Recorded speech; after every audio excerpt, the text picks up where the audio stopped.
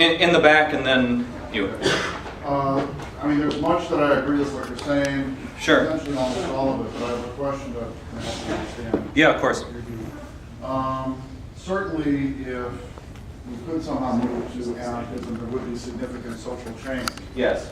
You have your view of what it would be, I might have my view. You Sure. cannot predict what would happen. Mm-hmm. My question is, if it turns out that a substantial portion of people still saw it to their advantage to work for corporations, and corporations somehow were more efficient in some manner and as a result still Sure. did well, Mm-hmm. would you be okay with that?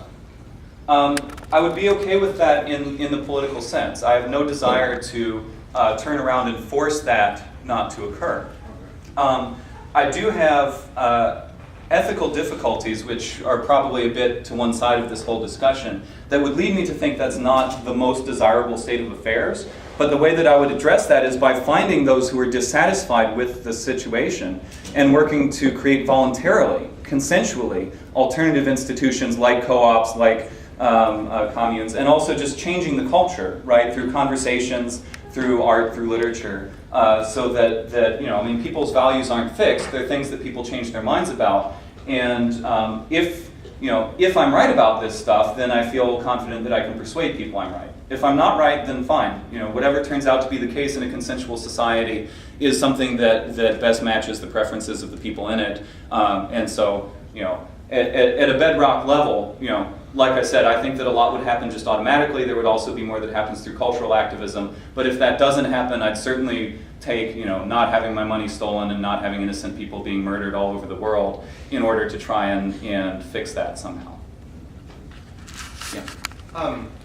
I've been pondering this model that the anarchists have been putting out for years, and Sure. It comes down to, the issue I have is that the non-aggression principle does not lead to perfect conclusions. Some people Sure.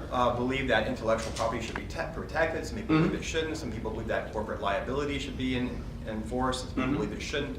Some people believe that fractional reserve banking should be fraud, and some people believe it should be okay. Well, if you have this model where you have individual defensive agencies protecting individuals, and then you're going to have disagreements in these areas. So like if I write a song, for instance, and my song is then, I put out CDs and someone takes the CDs and simply starts copying them and selling them, my defensive agency may want to protect my intellectual property, whereas the person who took my song and the CDs and starts copying them would not. How would they resolve that? And I don't necessarily think they can do it through arbitration, because once you have a society established, you necessarily have people who know which courts are going to defend intellectual property, which courts are not, which courts are going to rule in certain ways, and they're not going to come to an agreement on these types of things. Sure. Disagreement is a problem about, you know, like issues of fundamental rights. I don't see how that's a problem that limited government solves.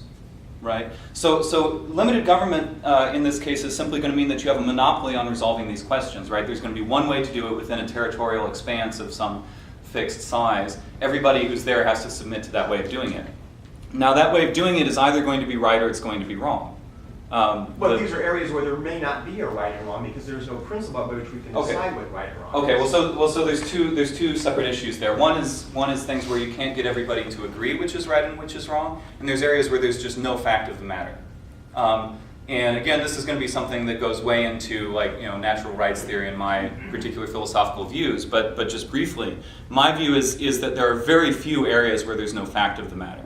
Although, you know, there are some, like, you know, if most property systems are going to have some notion of abandonment, sort of constructive abandonment in particular, where, you know, you don't announce it, you just kind of leave.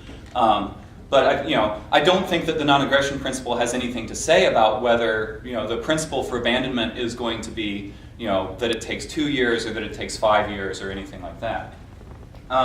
It just doesn't have anything in particular to say on that question. In those cases, there's I think the general argument that you'll get from most anarchists, and that I'm willing to sign on for, is that this will be something that has to be worked out on the level of community conventions, that these are things that are underspecified by natural law, and so you simply, in the course of cooperating with people, have to work out a way in your day-to-day transactions that, you know, you and that community are going to be settling, like, these sort of fine details, like which side of the road you drive on, or, you know, how long it takes for a property to be abandoned. And in those cases, what you'll sort of see is sort of a legal panarchy, you know, in the sense that you know, because it's easier to cooperate with people who are on the same page as you in these kind of arrangements, you'll tend to see people self-sorting. And community conventions in Las Vegas may be different from community conventions in New Hampshire or in Vermont. People in Catalonia may have a very different, might have sort of a very short notion of how long it takes to homestead abandoned property. People in California may have a very long notion for whatever reason. That would be importantly different from the state, though, since what we're seeing is sort of this it's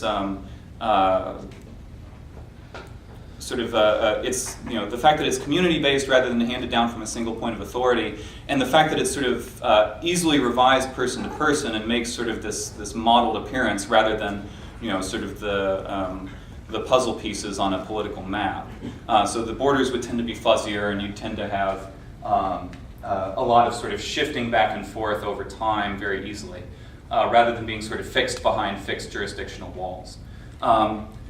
But I think that the scope of that sort of thing is actually extremely narrow, and the reason I think that is because I think that the vast majority of things, including intellectual property, are issues where the non-aggression principle, rightly understood, unambiguously answers the question. And to give the reason why it answers the question, we get into a session about intellectual property and why I view this as government-granted monopoly rather than an individual property right.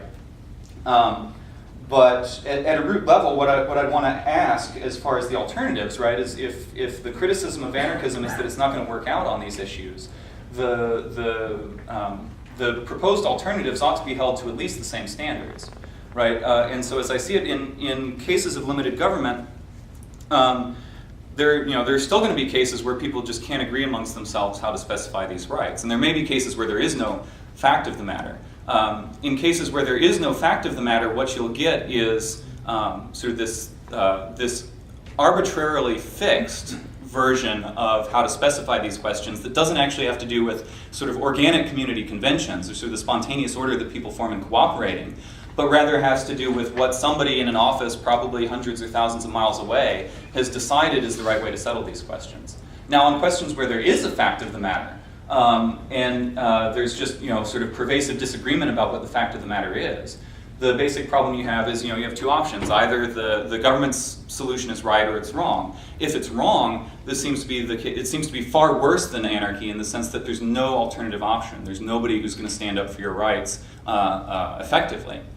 Whereas in the case that it's right seems really nice because you've got the right specification for everybody in this territory. There's no muddling up or invasions or anything like that. But of course the question is how to get the government to get to the right solution in the first place. And so the question becomes just practically, how are you going to do this? And I'll simply submit that I don't think that libertarians have yet, or anybody yet, has managed to come up with a good theory of how to get the state to go the way you expect it to go rather than the ways that other people in the society who collectively exercise more influence and power than you do want it to go.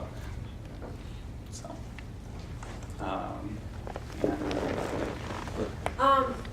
I'm interested in strategy for education and application. yes. And so I'm listening to you, and you're talking about outreach to people that have the least to lose. Yes. I come from Vermont, which is a very socialist state, and in a state like Vermont, the people that have the least also get the most, and so are very dependent upon the state. And so it's a perpetuating cycle. And it seems to me like, what is the motivator for those people that have the least and get the most? What's your pitch?